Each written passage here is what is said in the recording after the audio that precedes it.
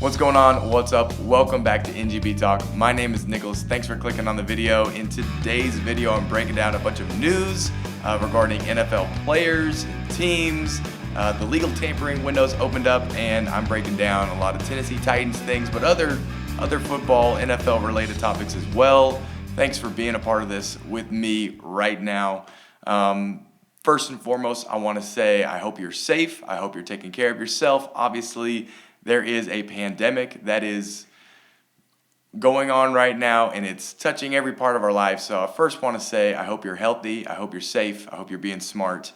I'm trying my best to do all those things. So I'm sitting here making a video instead of being out and about. That's how I'm doing it. So again, thanks for being a part of what I do on this YouTube channel. I cover football topics. This is a video, obviously, but you can check out the podcast version, audio version of this, probably wherever you listen to podcasts, Spotify, the Apple podcast store as well. Couple topics I'm breaking down today. Big one for me is Marcus Mariota no longer being a Tennessee Titan. Now looks like he's going to be a Las Vegas Raider. Everything about that statement sounds crazy to say. I'm also covering other Tennessee Titans related topics like a couple guys going and a couple guys staying, some pretty big names. Big names going and staying. Unfortunately and fortunately, just the way it goes. Also talking about the Texans and what the heck they're doing and Bill O'Brien is doing down in Houston. And of course, we can't talk about football right now without talking about Tom Brady. And I'm currently recording this Tuesday morning, and the news is broken this morning that he is not going to be a Patriot, and that's all we know so far. So I'll be talking about that in a little bit more detail as we go on. So let me start with what's probably most important to me. Marcus Mariota is no longer going to be a Tennessee Titans quarterback. And we have to say goodbye. As Titans fans, as fans of the NFL or football or anything, we had to say bye to Marcus Mariota. I've been the biggest Mariota fanboy. I may or may not have made several videos dedicated to just his highlights and talking about his greatest moments. You can see them. These are the thumbnails over here. These are the cards. You can click and watch those videos. I made those videos last summer, and I never expected things to turn the way they did. However, I'm happy with everything, the way it's turned out. It's crazy. It's crazy.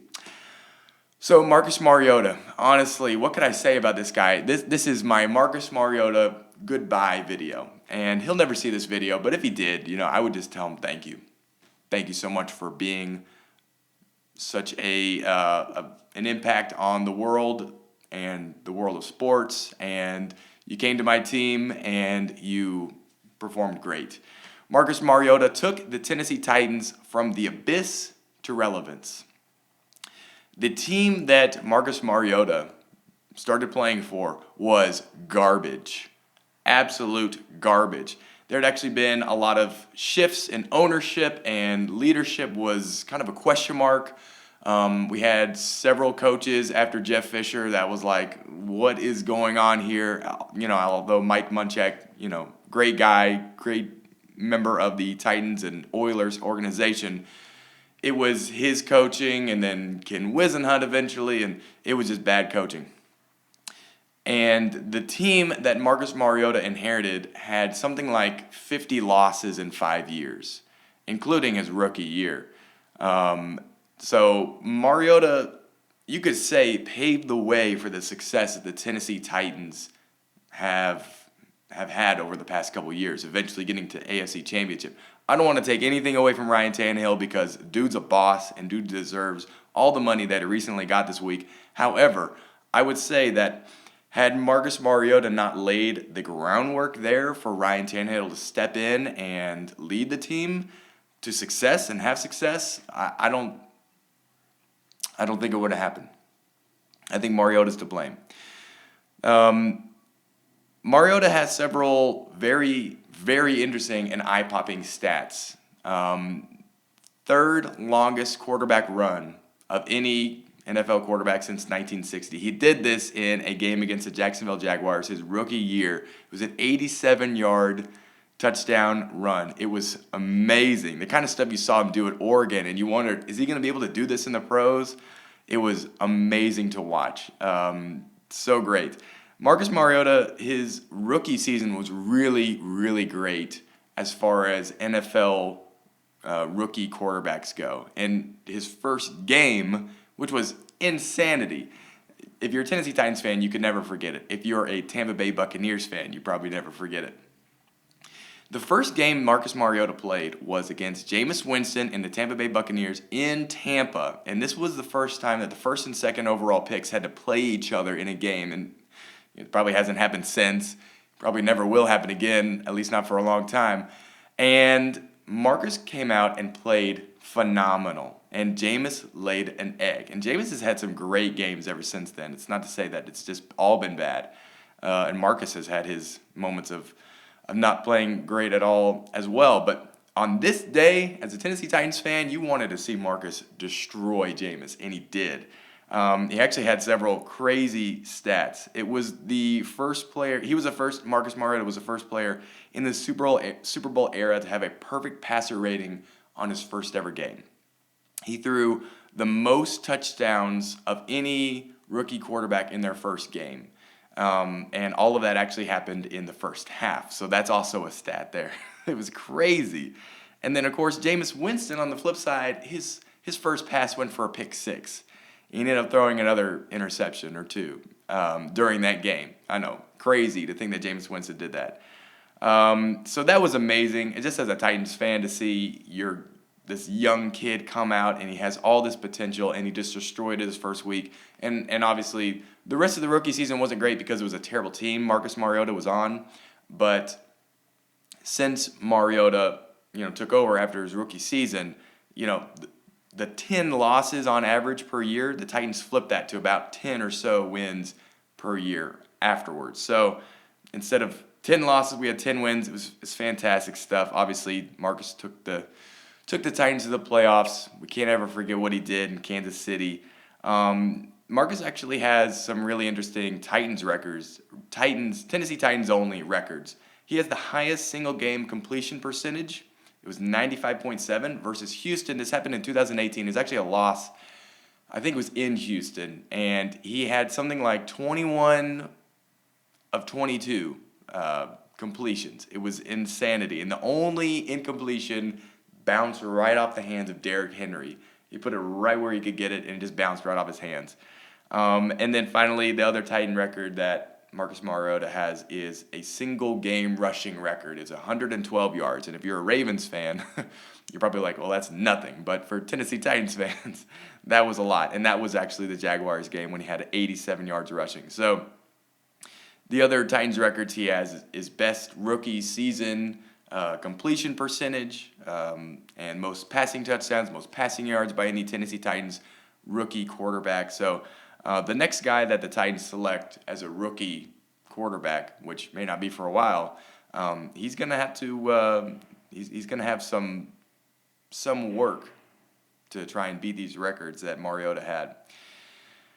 And the last thing I'll say about Mariota, probably not the last thing, but one of the last things I'll say is that Mariota dealt with MCL injuries throughout his rookie year.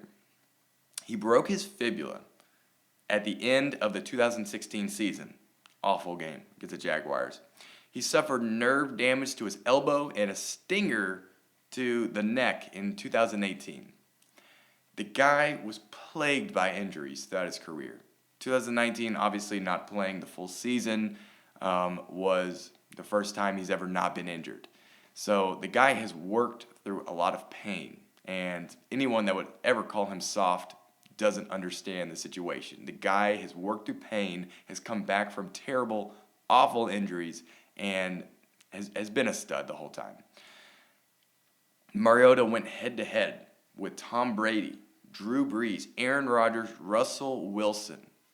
All fantastic and amazing quarterbacks, all you could see heading to the Hall of Fame. He took on all these guys and beat them. Marcus Mariota, you know what? It didn't work out in Tennessee long term, but the guy played so great. The guy gave it all, and it's so much more than what I would say the media likes to describe him as being just a great guy. Boy, love that guy. He's such a great character. You're going to love having that guy in your quarterback room. No, the guy's a baller, and the guy's going to play. And for the Raiders, now you have some legitimate concerns about Derek Carr starting. I said it last year when Ryan Tannehill came over and was the backup quarterback for Marcus Mariota. I said there's no way Ryan Tannehill.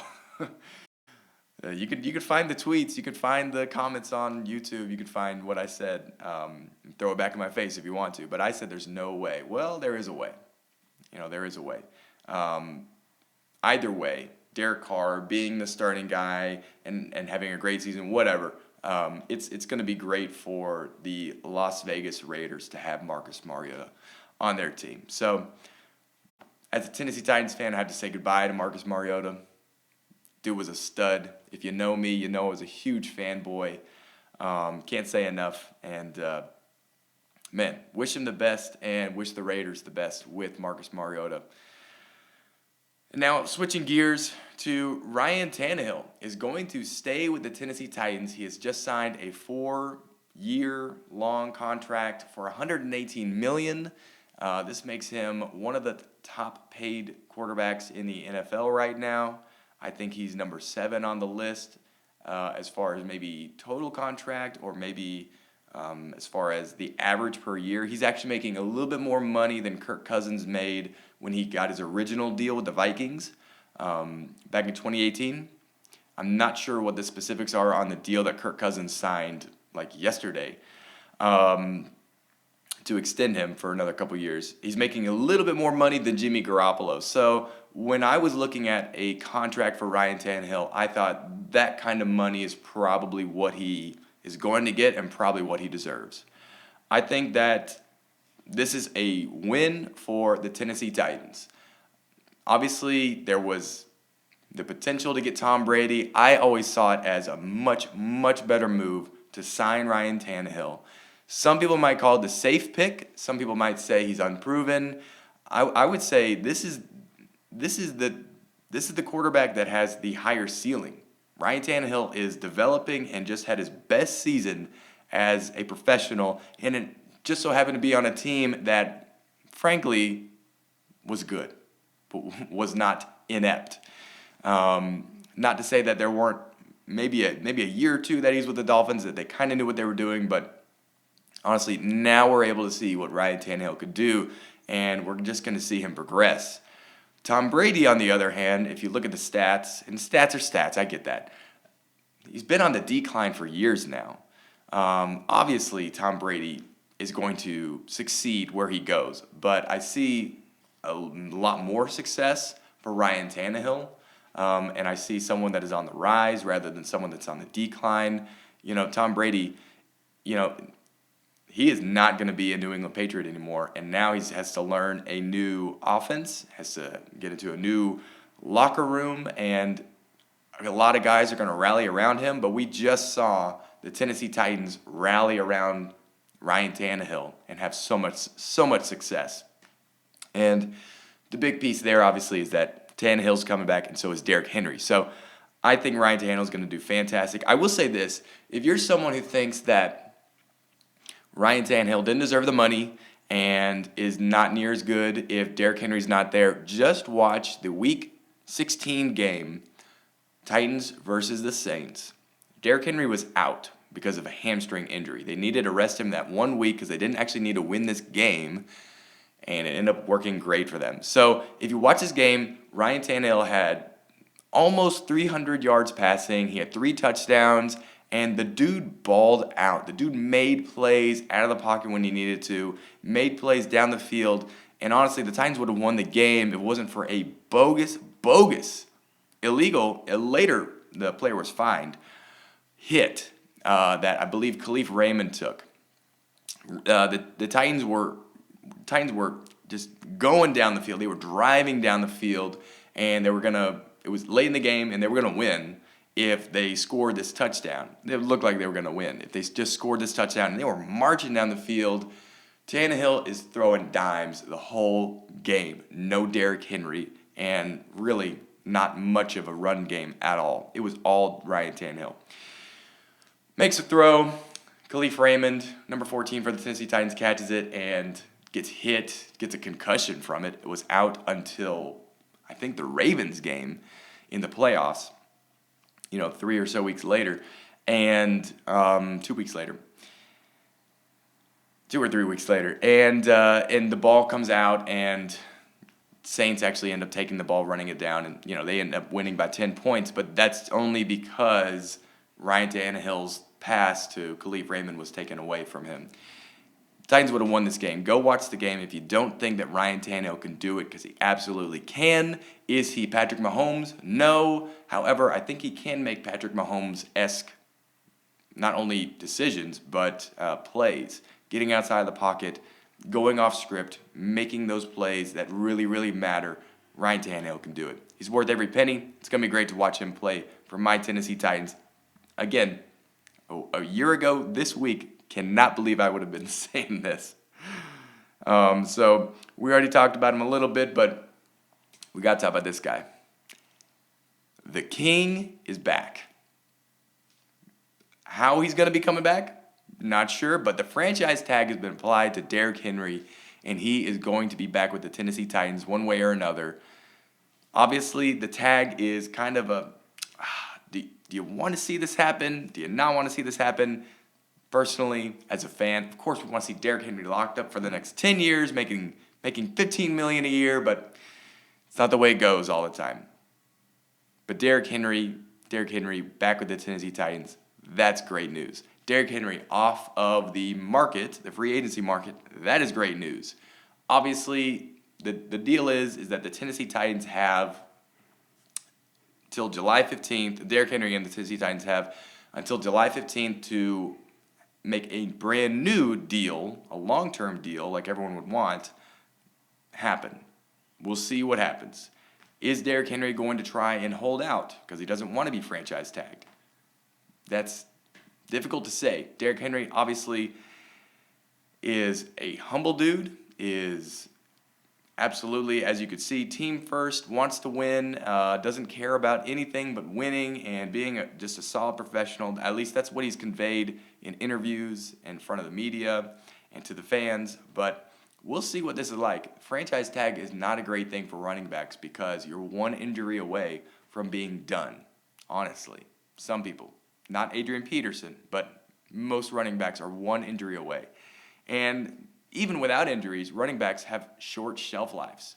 The one thing Derrick Henry has going for him is the fact that he was able to not have as many reps early in his career because DeMarco Murray was there, and then Dion Lewis was there. We'll get to Dion in a little bit. So with Derrick Henry, my thoughts are I would love to see the Titans be able to reach a long-term deal. Here's the thing that I think maybe probably happened. Derrick Henry and Ryan Tannehill and GM John Robinson all get on the same agency, right? This happened about a month ago. Get on the same agency.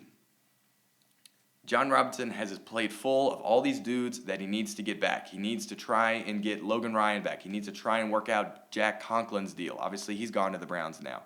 He has to try and get Dennis Kelly back. He has to try and obviously get Ryan Tannehill back. And the one thing that maybe could have occurred early in the contract negotiations is let's go ahead and tag Derrick Henry and deal with him later. We want him long term, but for now, let's just tag him and we'll worry about him later and we'll make all these other things happen. I don't know how you get all these kinds of things on paper. You just can't.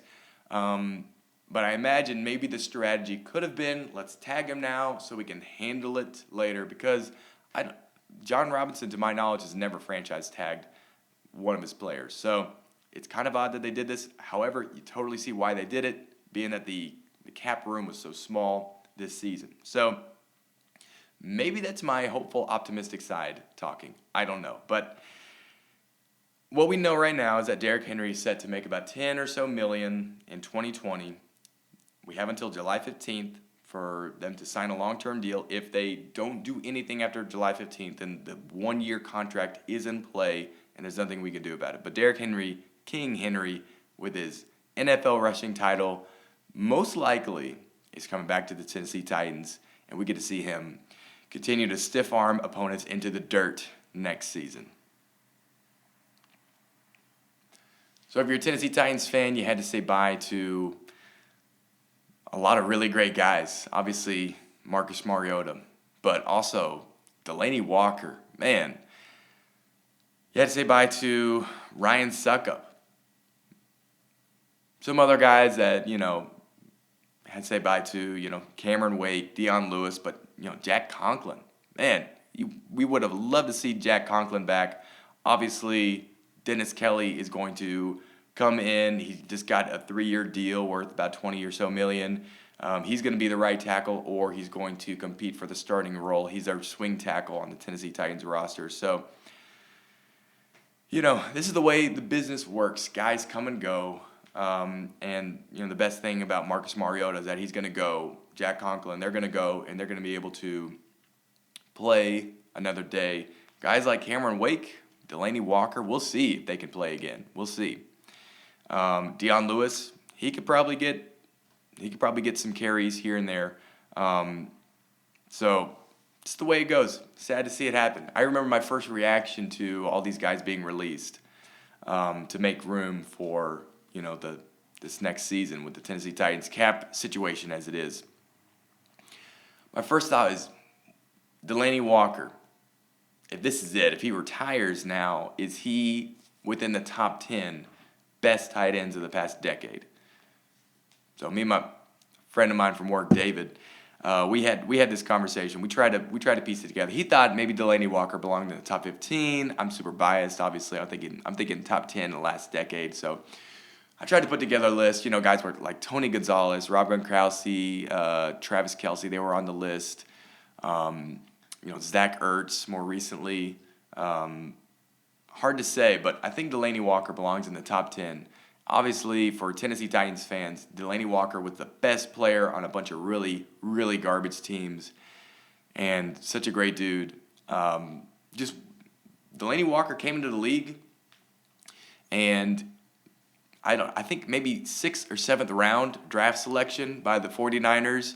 He was the backup to Vernon Davis, and then Rustin Webster took a chance on him. He was the GM of the Titans at the time. Took a chance on him in free agency and wanted him to be kind of the Swiss Army knife for the Tennessee Titans. And Delanie Walker came out and played like he should have been the starter instead of Vernon Davis in the Niners for the 49ers.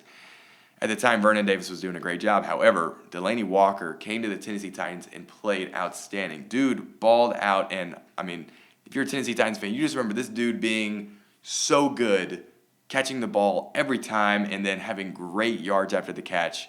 What a stud. Love this guy. And then Ryan Suckup. Gonna miss this guy. He was so automatic for the Tennessee Titans. We actually talked a lot about this, me and Mark from TitanUp Load. You can check out our live kind of stream of just like trying to take in free agency. There's a link to it right here, this video. We talk about it, and we broke it down live, what all this meant to us. This was a couple days ago. So now we also have Jack Conklin going to the Browns. Hope the best for Jack. Dude was a pro, such a stud. And then those are the guys that are leaving for the Tennessee Titans. Cam Wake, he was just here for the year. Did his thing against the Browns in week 1, but now he's gone. Dion Lewis blocked a bunch of Tennessee Titans fans on Twitter. That's probably going to be his legacy as a Tennessee Titan. Dion Lewis had some games where he showed up, but for the most part, Tennessee Titans were so frustrated with Dion Lewis because it seemed like he either couldn't catch the ball, or he could catch the ball for a screen and then could take it for -2 yards, like on a consistent basis.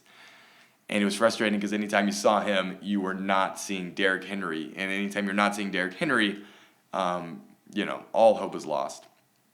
Speaking of not seeing your number one player on your team and feeling like all hope is lost, let's talk about DeAndre Hopkins and the Houston Texans.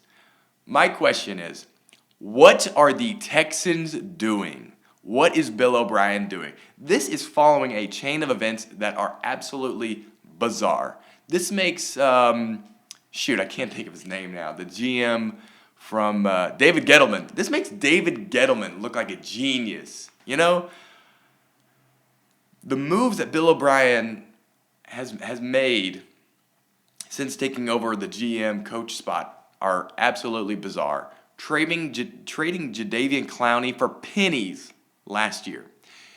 Getting rid of DeAndre Hopkins for, oh my goodness, for honestly pennies. They get David Johnson, you know, a running back that is past his prime now as it looks. And they get a 2020 second rounder and a 2021 fourth rounder. But they get rid of DeAndre Hopkins. DeAndre Hopkins was so good for the Texans. The dude is a game changer. Honestly, in the NFL right now, wide receiver ones beware, because your time is limited. If you're Odell Beckham Jr., if you're Antonio Brown, I mean, if your name is Antonio Brown, you need to beware for a lot of reasons. Stephon Diggs obviously getting traded away. Like, if you're a wide receiver one, your time is short, apparently, because teams just want to ship you away. What is the deal here? Getting David Johnson and the second rounder, it just makes no sense. I don't know what Bill O'Brien and the Texans are doing. I don't know what the game plan is here. Obviously, there's more moves to come. We'll see more things as they unravel. But at this point, as a Texans fan, I'm set, because I'm seeing DeAndre Hopkins on the field, and I'm thinking we have a chance to win no matter what. As long as Dubrow and Deshaun Watson are on the field, I'm good. But now, I don't know what you're supposed to think as a Texans fan, because Bill O'Brien is making these crazy moves that make absolutely no sense. As a Titans fan, I'm good with it. As a Titans fan, I'm seeing what's going on in Houston. I'm like, fine, ship him away to the Cardinals. Great. Good for Kyler Murray, honestly. But I don't know what these guys are doing. You know, just look at the last 12 months for the Houston Texans. You have 8 quarters of play in the 2019 NFL playoffs, and you really only show up as a team for like 4 quarters. 2 quarters against the Bills, the second half, and then the first 2 quarters against the Chiefs. Where did the team go for those other 4 quarters? We don't know. The decision-making by the head coach GM is making absolutely no sense. And then, you know, getting ambushed by the Eagles in the 2019 draft. Just one thing after another. Houston Texans fans cannot be happy. And finally, the thing that like pouring salt in the wound is Stephon Diggs being traded away from the Vikings to the Bills for a king's ransom. First, fifth, and a sixth, and a 2021 fourth round pick. A first round, a fifth round, and a sixth round pick, and a fourth round in the next year's draft. That's what the Vikings got for Stephon Diggs. And the Bills are going to be great in the AFC East now. I mean, they were great last year, but now it's insane. So that's got to hurt as a Texans fan. It's got to hurt thinking about DeAndre Hopkins being gone and Stephon Diggs being traded away for all that. And finally, we got to talk about this. We got to talk about Tom Brady. I wake up this morning. It's currently Tuesday. It's around 9 o'clock my time, so I don't have any news. I'll check my phone one last time while I'm still recording this video. The news is that he's gone from the Patriots. And now either this is the craziest free agency move of all time, or this is the biggest Twitter trolling of all time. Imagine if this was all a joke. Like the time that Tom Brady went to Twitter and said that he was retiring. That would be crazy. But we have Tom Brady, who's now leaving the Patriots, so we think. Obviously, he's not going to the Titans. It doesn't look like he's going to Vegas. The fact that they went and got Mariota. And now we're thinking probably not the Colts, because Phillip Rivers is probably going to the Colts. And so we have the Bucs. It would be really interesting to see Bruce Arians and Tom Brady there, especially with the weapons they have on offense. And then we have the Chargers, 49ers. That's crazy. And then who knows? Who knows at this point? I honestly thought that he was going to just stay in New England. I honestly thought that it would just be the safe move, that he knew he could win more games if he went to New England. But now honestly, this dude, what is going on in his brain? Maybe he wants to prove it to himself he can win without Belichick.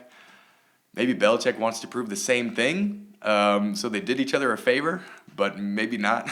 It's crazy that Tom Brady is going to be going somewhere else. So I'm checking my phone one more time to see what the situation could be. See if there's any breaking news with this. Again, unbelievable to me that Tom Brady's gone, but that jersey is going to be no news yet. The jersey is going to be so sought after for whatever team he goes to. Honestly, I think the Bucks, that jersey will be too sought after. The Bucks, of course, the Bucks will have a new jersey. Depends on if they go with that creamsicle jersey. That'd be great. But to see him in the powder blue for the LA Chargers, that'd be a cool look. I like that. I'm okay with that. And then of course I live, right up the road from where this new stadium's going to be built. I can't wait to potentially go see Brady play with the Chargers. And honestly, now that Mariota is going to be a Raider, I got to go to Vegas now and watch that happen for when he takes over the starting gig. Just saying. Raiders fans, don't hate me. Or Derek Carr fans, don't hate me. So this is going to be crazy to see as Tom Brady's future is going to unfold right before us, and it's just unbelievable. Unbelievable stuff. And that's where I'm probably going to end this thing. This has been fun. This is a new setup for me. Comment below. Let me know if you like it. Again, there's an audio version of this. Video, and this is kind of what I want to be doing for the next couple weeks on Monday or Tuesday of each week. Have this kind of video. Don't forget to check me out on Twitter. Again, there's audio version of this video available if you're ever driving down the road. Of course, you shouldn't be driving anywhere these days. Shouldn't be going out anywhere these days. But after all that, you can be listening to the audio version of this. Thanks for watching. Again, my name is Nicholas. This has been NGB Talk. I'll put links to all my YouTube brothers, fellow Tennessee Titans fans, and other great YouTubers that you should be checking out that I've connected with over the course of the last year of doing this, being on this channel. Again, thanks for watching. Have a good one. Thanks. Tighten up.